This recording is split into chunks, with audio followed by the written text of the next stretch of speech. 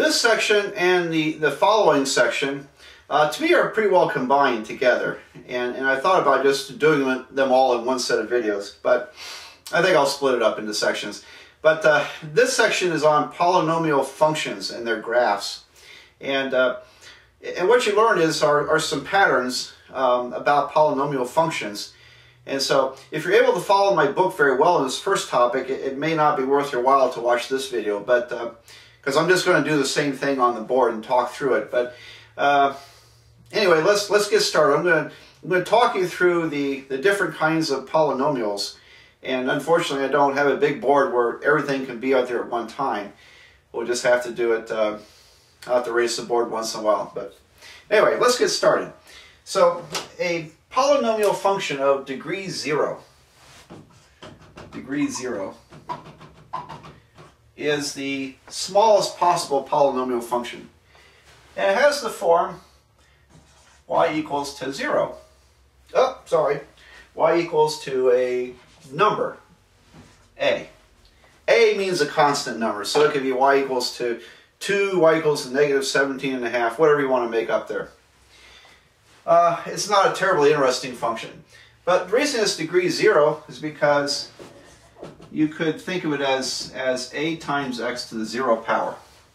So that's why I call this degree 0, because the hidden x there is 0 power. Remember that x to 0 is 1.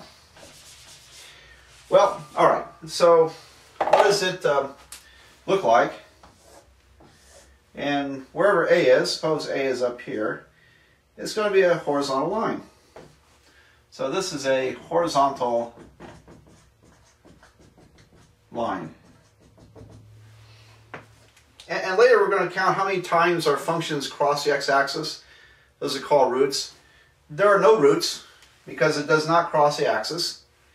And it does not curve around at all, so there's no extrema or relative maximums and minimums. There's no inflection points. So that's terminology we're going to build into this classification of polynomial functions. But not much to say about a constant function. And that is its name, incidentally. Even though it's a horizontal line, it's also known as a constant function.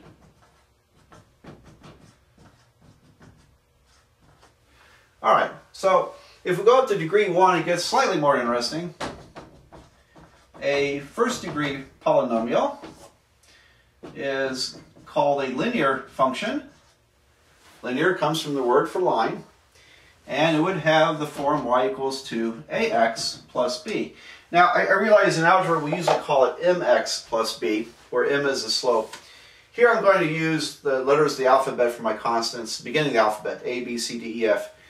And so to be consistent, in this case, I'll call it ax plus b. But it's a slanted line. Now, one thing I don't want to have to write this every time, but I'm assuming that a does not equal to 0 in all these polynomials. So, because if a was 0, then it would be a constant function, wouldn't it? So, in all the functions I write from here on out, only the first coefficient, the leading coefficient, is going to be non-zero. And so if that's the case, then our slope is not 0. That means we have a slanted line. It either rises or falls. And so the graph is something like this.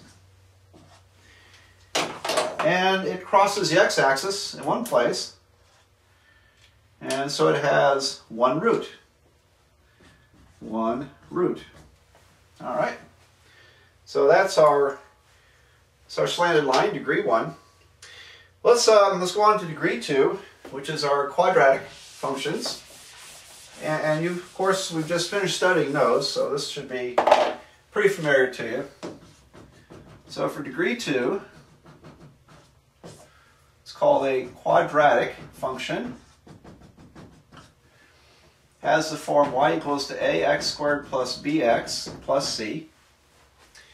And the shape is called a parabola. And so it's shaped like this, perhaps. Now, it could be shaped upside down as well. And so, but it could have up to 2 roots. All right, so it has from 0 to 2 roots. No more than 2. Now, how could it have 0 roots? If this was above the x-axis, it wouldn't touch the x-axis. And the x-axis is where the roots are. So if it never crossed the x-axis, it would have 0 roots.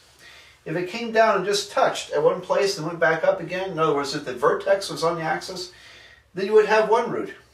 And here we see there are 2 roots. All right, now there's another point of interest here, and that would be that point. And so it's one extreme. By extreme, I mean either a maximum or a minimum, a relative maximum or relative minimum. All right, now, because that word relative is going to mean something later on. But it has one extreme point, which of course would be the vertex of the parabola. Okay,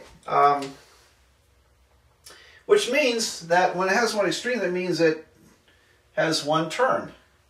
It has one turn to it. All right, now let's go on to something new, the 3rd degree polynomial equation. Degree 3.